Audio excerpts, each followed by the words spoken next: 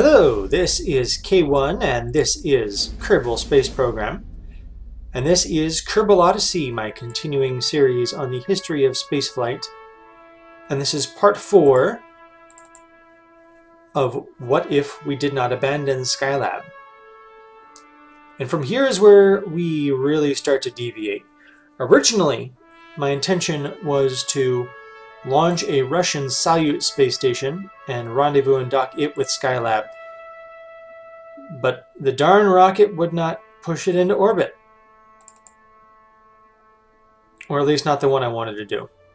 So I'm going to break from the order I wanted to do things because the first thing I want to get to is the rocket itself. And it is the important part here. This is the Proton-K rocket, which is the standard heavy lifting vehicle for the Russian space program, used for space station modules and long-range exploratory probes. First, let's make sure we get our station into position to rendezvous.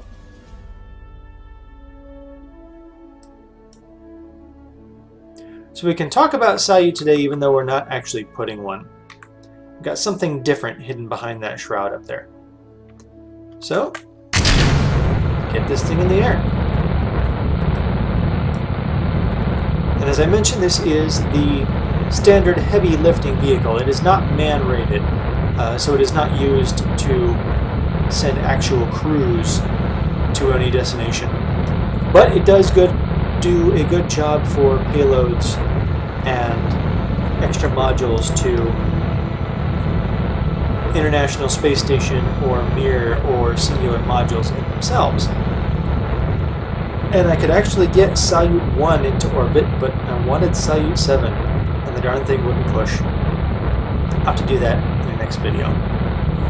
But as for Salyut, that is essentially the Russian version of Skylab. The first one launching 3 years before, and had actually been the home of a single Russian crew. Unfortunately, the disaster of Soyuz 11 on re-entry had caused the Soyuz to undergo some redesign, and after its period of being grounded, the Salyut 1 space station, its orbit had decayed and it entered the atmosphere. So despite its success, it only saw one crew. But the Salyut line did in fact continue. Salyut 2, 3, and 5 were actually not Salyut at all, though. They were military Almaz stations, and they were armed. The first of which did not actually house a crew. After reaching orbit successfully, the separated third booster stage had exploded, and debris had impacted the station, tearing off one of the solar wings, puncturing the hull. It eventually ruptured, and the station eventually just broke into pieces and disintegrated. However, the other 2 Almazes did in fact fly, and it's about time to stage here. Solid boosters as we SEP, and main engines go, and we're going to lose some velocity. Normally I pitched over already, but this thing needs a little more work. So I'm going to wait until about 20 before I start moving. We're already doing better than my previous attempt, so this is good news at least. But other than 2, 3, and 5, the remaining Salyuts had stuck with their scientific origins. And as I mentioned, the Salyut after Salyut 7, the last official Salyut name, became the core module of Mir. It was essentially Salyut 7 with a multi-directional hub module on its nose. And became the basis for further expansion. So Salyut lasting almost a full decade. So it had quite a bit of proven success through its line, as opposed to the single Skylab station that NASA had. But they also had lost tremendous amounts of budget, so they couldn't afford to maintain a continuous station program. Fortunately, decades later, the world would cooperate in the International Space Station, and it is still successfully flying today.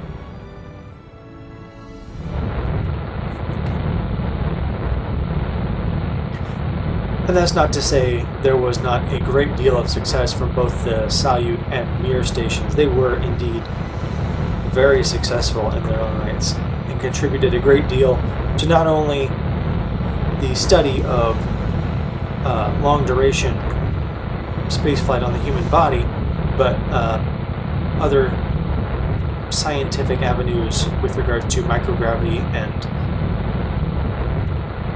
extra-orbital exploration, shall we say.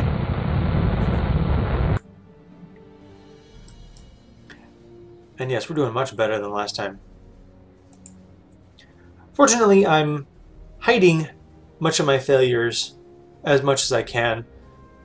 By failure, I mean this is the 8th take on this video, until I finally decided to scrap my original plan.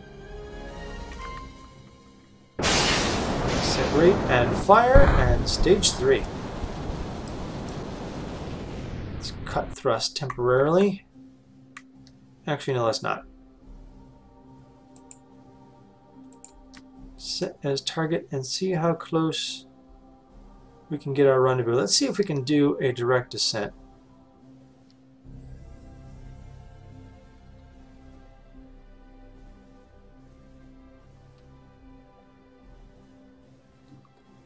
Alright. I'm going to leave that at that for now. I do not have a secondary engine, but that's okay. I could send something additional if I need to. And there goes the station passing overhead. So let's round out our orbit and catch up. If need be, I can send the Soyuz from Skylab to come back and pick it up.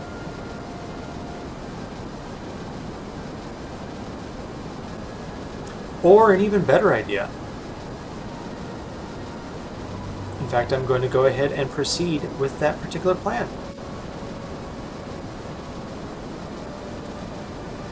Because beyond Soyuz, I want to have a sort of cargo assist module. And I've got the perfect thing in mind for that. Blow the shroud pieces apart.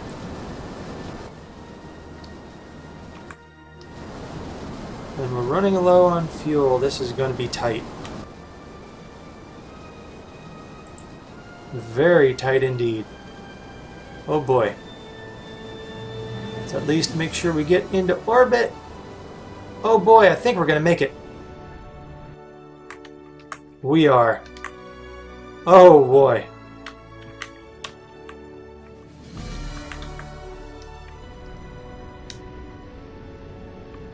Okay, our orbit is a bit off, but we are in fact in orbit. So that is good news. And that is what we need. So here we have what I call Batman. In this case, it is a battery module. It's a small payload bay stuffed with batteries and auxiliary docking ports should they be needed. But we won't actually need those. We'll deploy the panels so we don't lose battery power, although there's more than enough battery to keep this thing going forever. But in the meantime,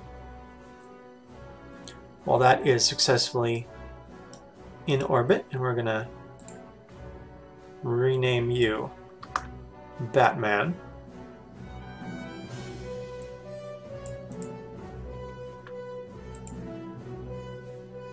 And we're going to send our assist module, which is an unmanned Agena.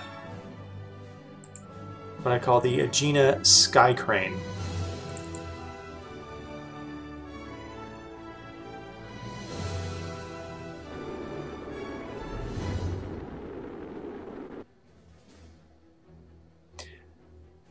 Now this is the Atlas booster.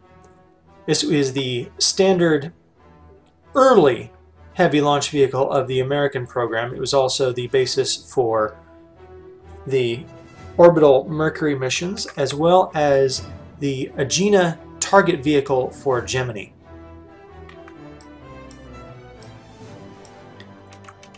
In this case, the Gemini used the docking adapter to perform orbital rendezvous and docking maneuvers before we even knew how to do it.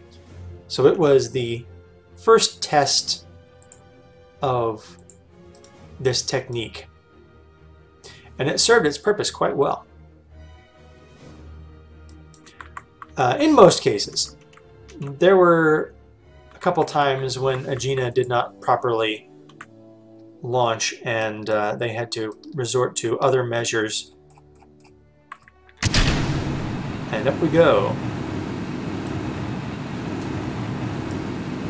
But the Atlas is a fairly sleek and simple and small vehicle, and I'm going to want to tilt it over. I want those 3 engines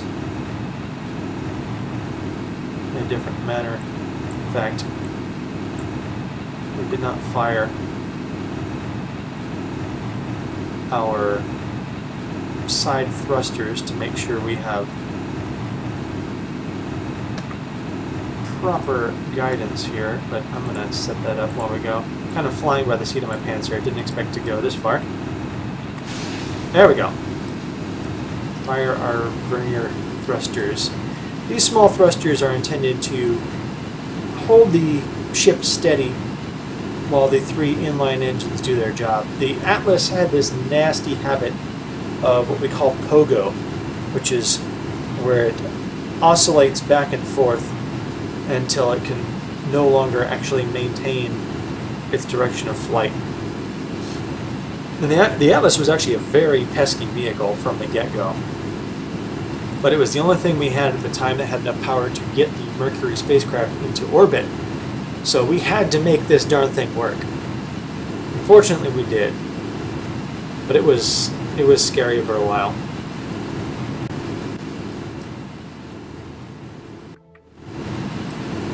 We've got quite a while to go. So sitting at the top of this Mercury, or the Atlas rather, is the Agena target vehicle with a small expansion on it. I have a couple different docking nodes, a small node and the advanced grabbing unit, which is not anything related to NASA, but is a Kerbal Space Program device intended for capturing small asteroids. But in this case, I will use it to capture portions of station modules that don't have standard docking ports or could not be successfully grabbed otherwise.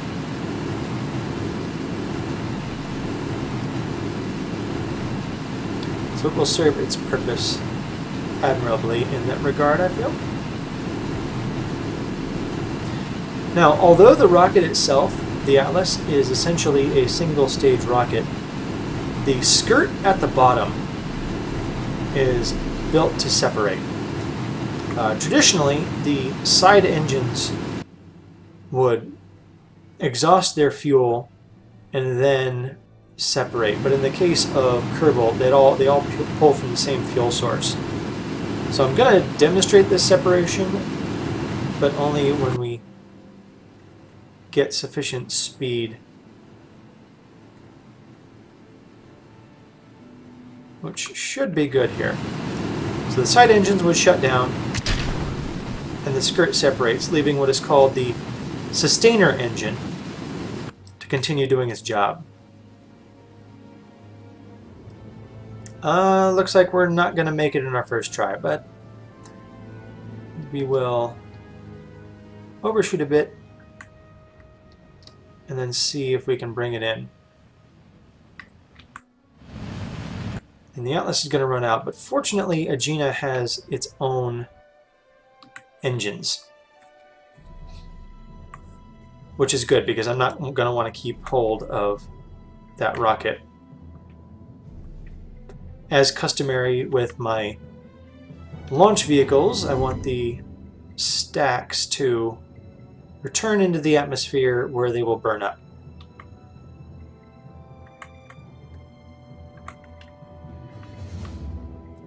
Let's get ourselves into position here.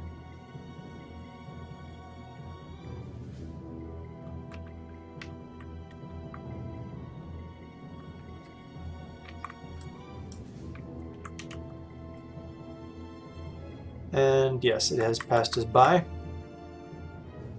So,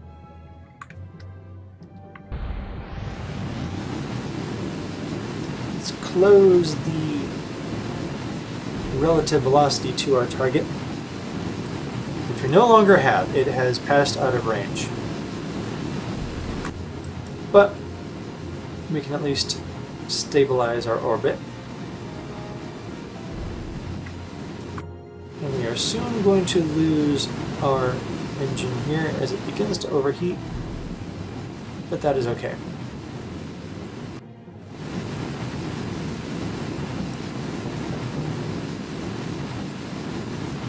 And then I will deploy those small panels after engine shutdown, which will occur very soon. And there it goes. Yes. So, as we jettison the pieces and the module, and this engine fires.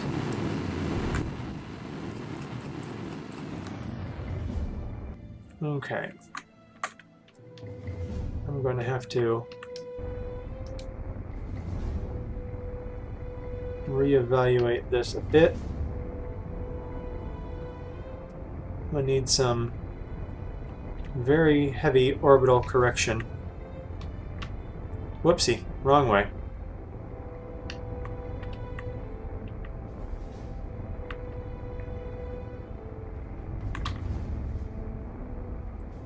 Speaking of pogo, I'm pogoing myself to death just getting this thing in orbit.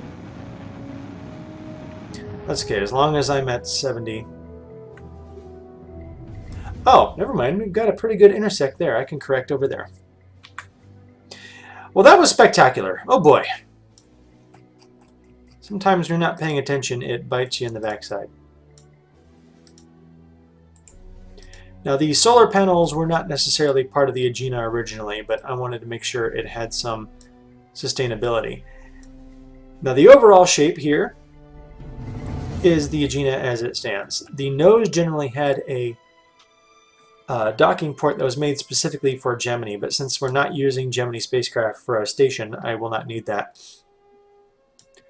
The central core contained its guidance and trajectory, as well as orbital maneuvering and fuel for its main engine. As we said, Agena has its own rocket engine, as well as a maneuvering and fuel pod here. The Agena was made to dock.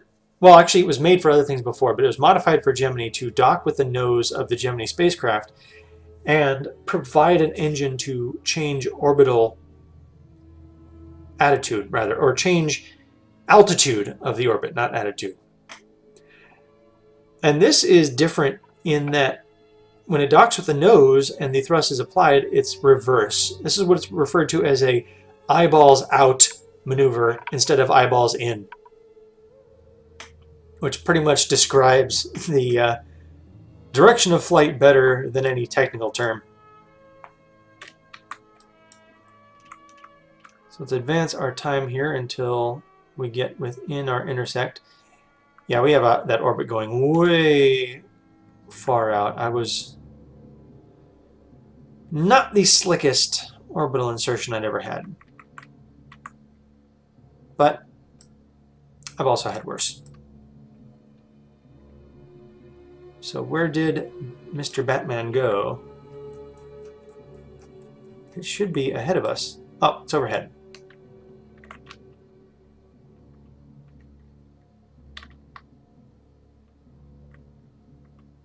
So let's correct that angle and cut our relative velocity, which is still fairly high.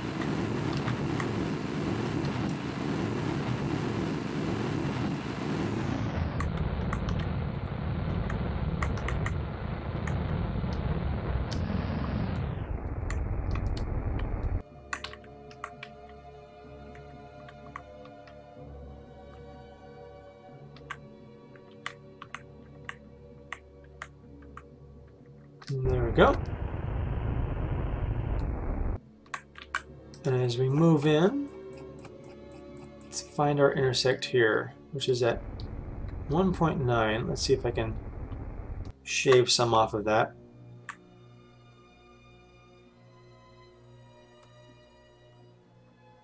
So what I intend to do is use the grabbing mechanism to latch onto Mr. Batman and use the Agena's engine to bring it the rest of the way with the station. Unfortunately, Batman has a docking node on either side, so regardless of where we grab it, we should be in good shape.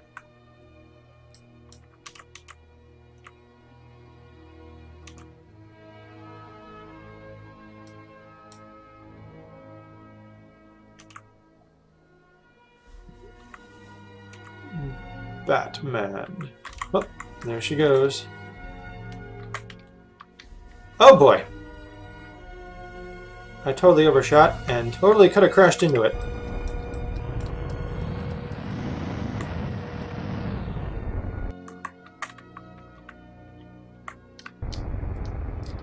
Do I want to know how close that was? I don't think so. I saw the solar panels get pretty close.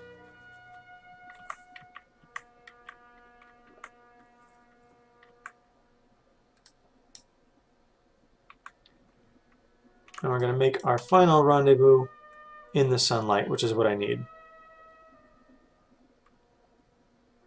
So I apologize for the less than spectacular maneuvering here. I'm trying to do this all as quickly as possible. I don't like combining two launches into a single video if I can help it.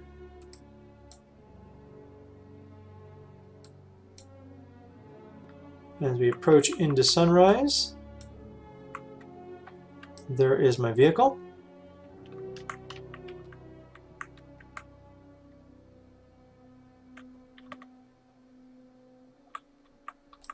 As we cut our relative velocity,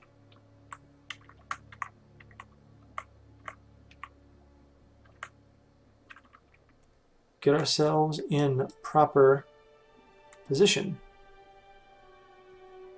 Oh wait, I was looking at that wrong.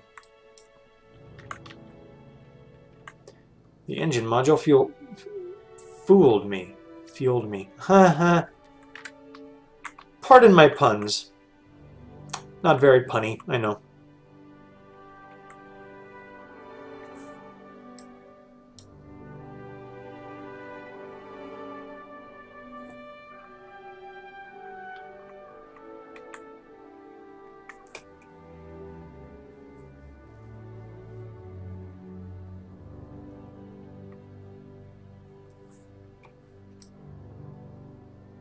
I suppose I could have used the excessive amounts of maneuvering fuel on this module to get it the rest of the way with the station, but I didn't think of it.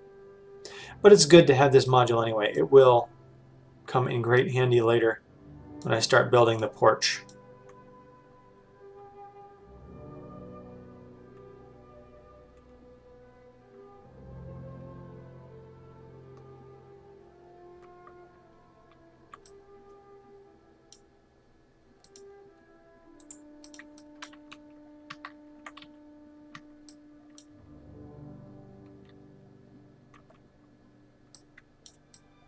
And let's go ahead and arm our gripper. And I'm surprised the space program hasn't utilized this device as Kerbal has. Or maybe they will.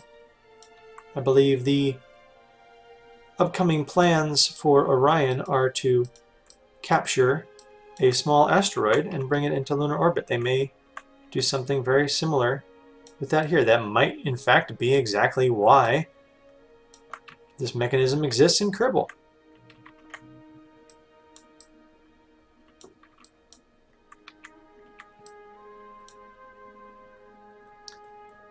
Rendezvousing in the dark, or in shadow, as it were, is always very interesting.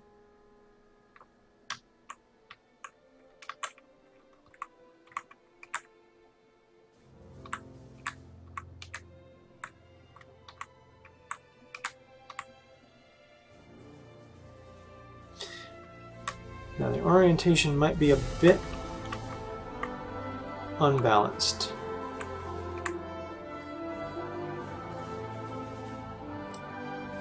But let's grip that thing and bring it home to Mama.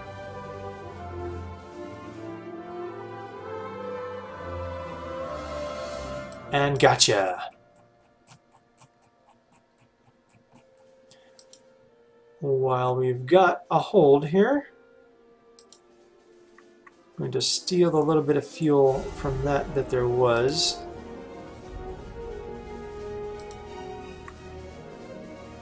As well as the monopropellant.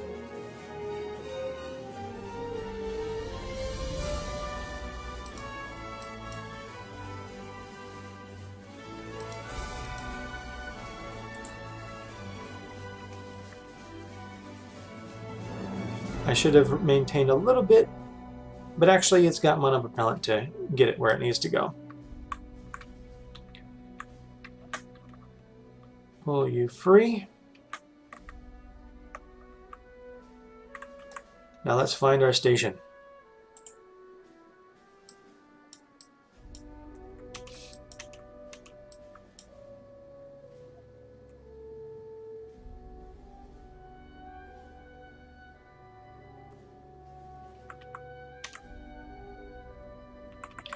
And that's about here.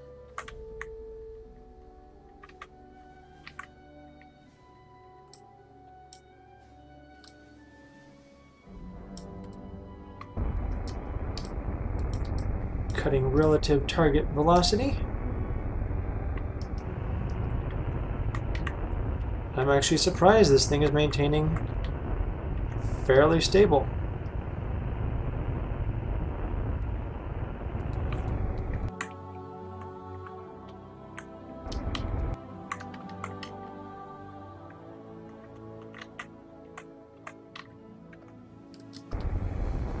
And just as I said that, it starts to flip, but that's okay.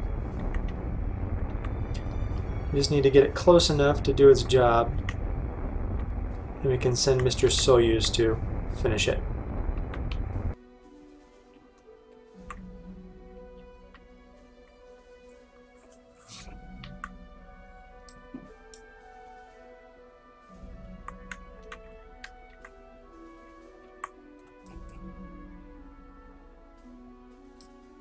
I've got too many green lines. I'm going to stick with that one.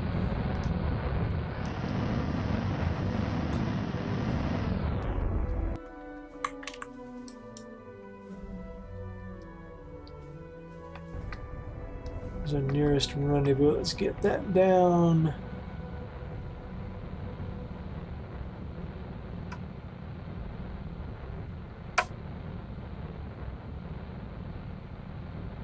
Oh boy, we have to seriously overshoot just to get anywhere near where we want to go.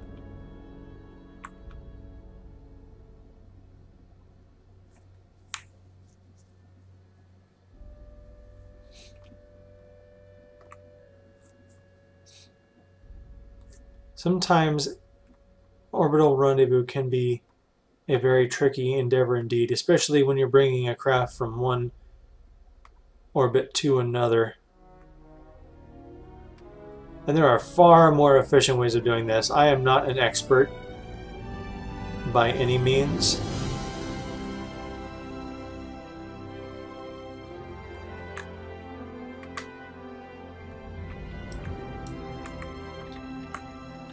And since that's the direction thrust is going, I might as well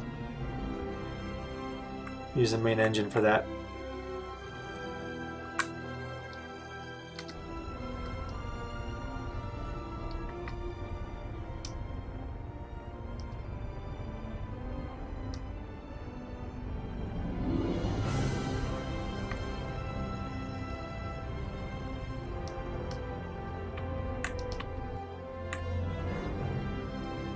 There we go.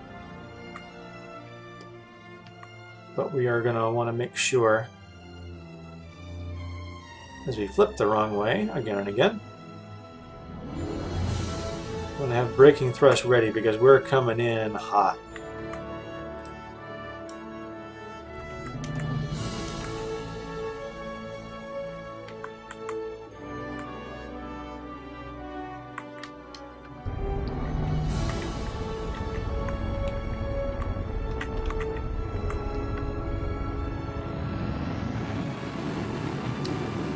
Skylab passes overhead. Come on, Agena, bring us to a stop.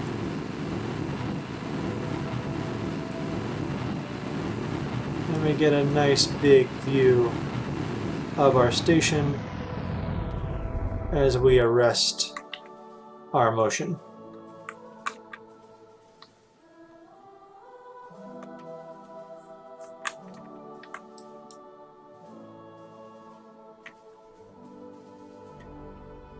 And I want that back docking port if I can grab it.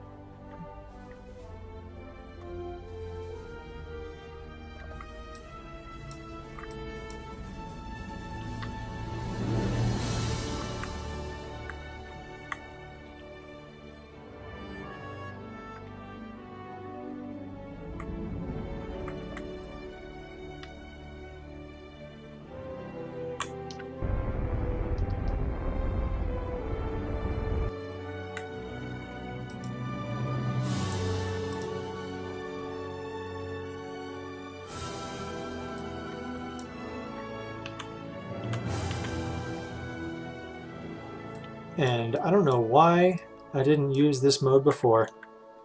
In chase mode, I can have the camera right behind my module.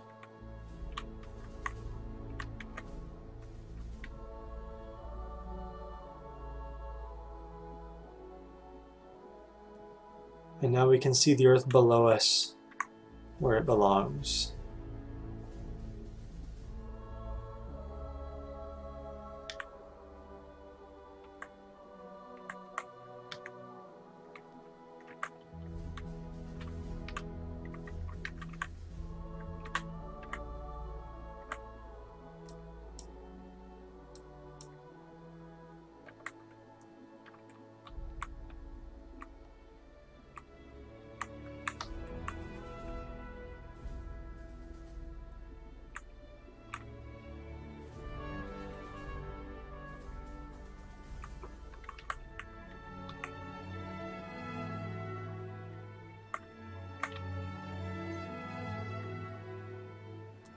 Apologize if I get quiet while docking.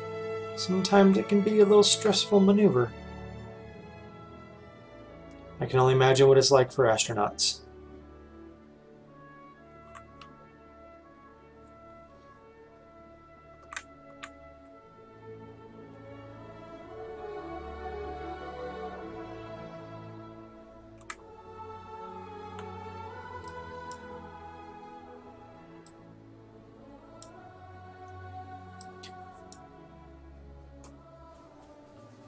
And we can see our Apollo, our Soyuz, and our Skylab. And soon this thing will have enough battery power to maintain its crew for as long as it needs.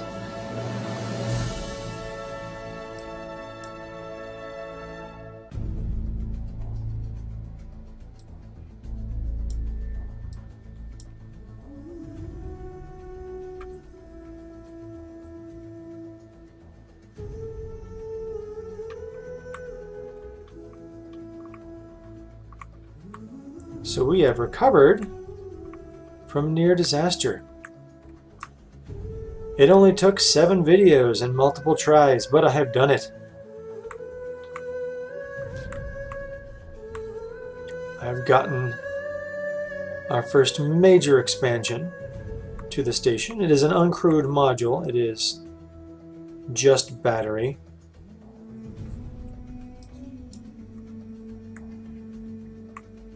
But no matter how large the station gets, it should be able to power itself indefinitely now.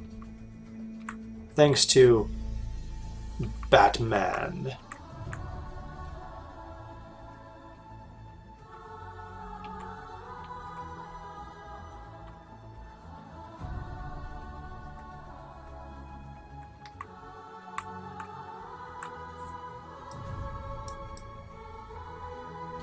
Of course, this docking port here was never actually part of the station. I added that myself.